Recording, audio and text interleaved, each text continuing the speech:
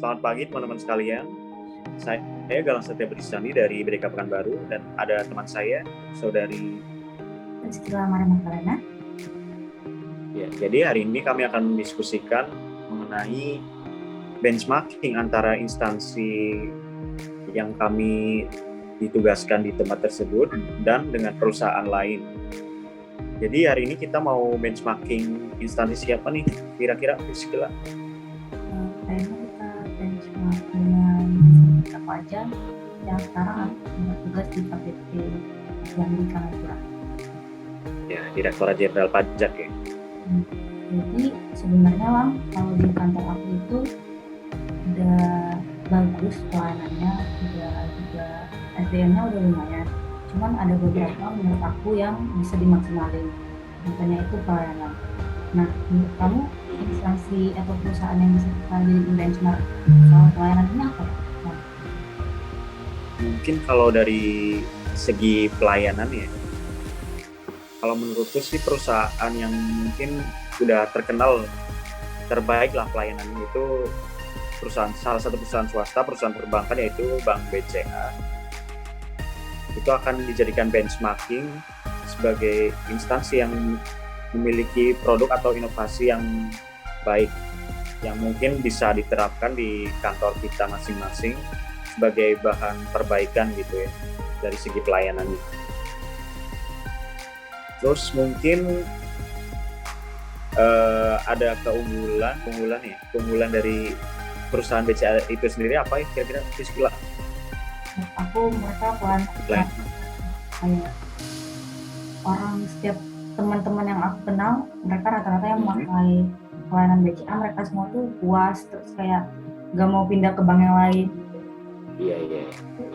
Kita terapin di KPP aku, soalnya terlebih sebenarnya udah maksimal sih Lang, tadi kayak udah aku bilang, cuman kayak ada beberapa yang bisa dibenahi, kayak gimana cara berpakaian petugas PPT atau helpdesk-nya, terus gimana cara berkomunikasi, misalnya juga ngangkat telepon.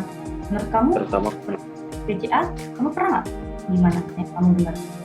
kalau aku sendiri sih secara pribadi belum pernah ya, cuma kalau dengar dari cerita orang lain atau mungkin dari artikel ya. Jadi kalau pelayanan di BCA itu emang bagus banget, apalagi itu merata dari segala seksi. Misalkan dari security-nya aja, setiap kita mau masuk ke kantornya itu disambut dengan baik, ditanyain dulu keperluannya mau ngapain gitu, pokoknya ramah banget lah gitu. Terus untuk segi kedisiplinan pegawainya juga bagus banget. Jadi ketika jam layanan udah mulai, misal jam 8 jam layanan itu, dia semua pegawai udah standby gitu, siap untuk melayani nasabahnya. Kalau nasabahnya mungkin juga bisa. Terus mungkin dari customer service-nya yang bagian hotline-nya, telepon gitu ya, itu juga ramah banget. Mau istilahnya sabar lah gitu dalam melayani permintaan nasabah atau pertanyaan nasabah. Dan cara komunikasinya pun sangat interaktif gitu. Istilahnya mau kayak kita diajak diskusi bareng gitu. Itu kata orang-orang sih. Secara pribadi aku belum pernah. Mungkin ada tambahan, Priscilla? Kayak itu di pelayanan juga yang aku dengar juga dari teman-teman lainnya, kayak BCA itu terpercaya gitu. Mereka itu bertanggung jawab. Terus juga kita jarang nggak sih dengar kayak BCA itu kayak ada keluhan, misalnya ada kecurangan gitu. Kayaknya mereka sangat terpercaya sih. Yang satu banget terpercaya nggak sih?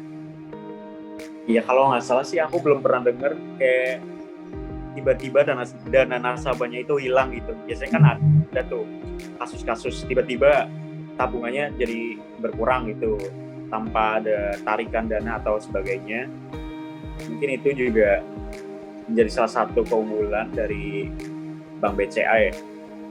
Terus mungkin di sana mereka dari segi pelayanan juga mempunyai SOP yang udah sangat bagus ya, jadi tertata rapi gitu. Mungkin dari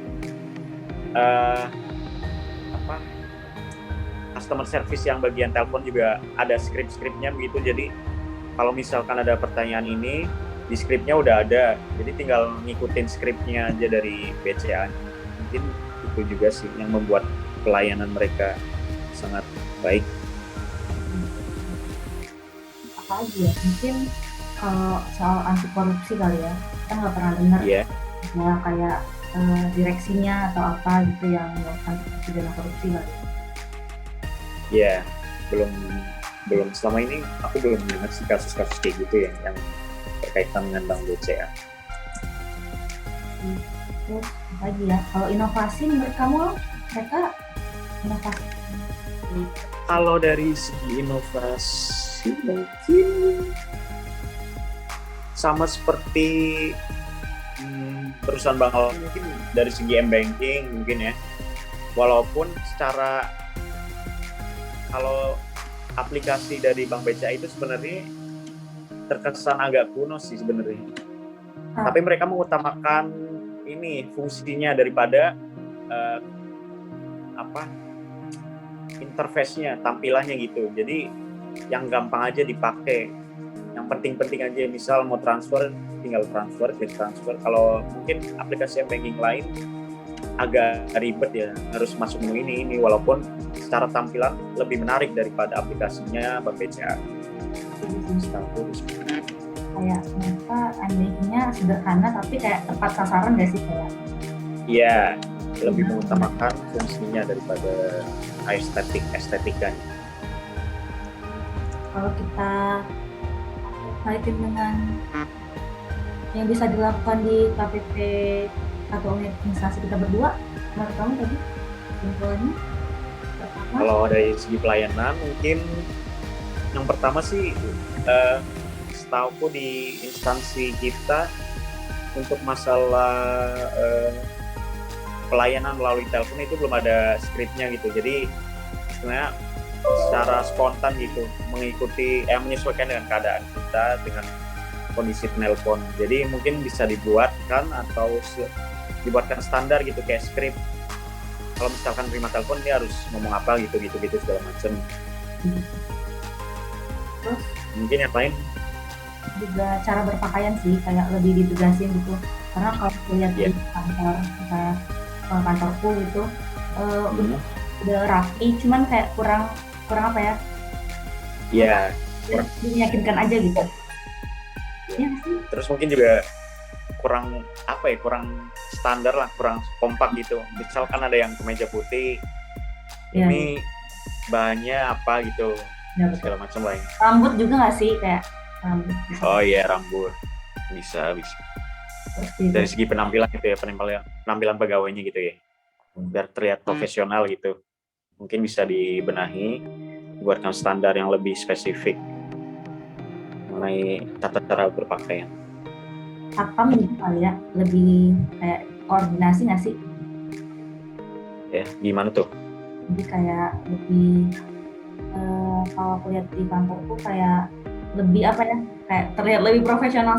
Sama sih, bukan soal look aja sih, tapi soal gimana cara mereka menghandle wajib pajak. Jadi kayak pajak itu merasa aman gitu, jadi diawasi dari awal sampai akhirnya nggak sih? Ya, istilahnya dilayani sampai terpenuhi kebutuhannya gitu ya.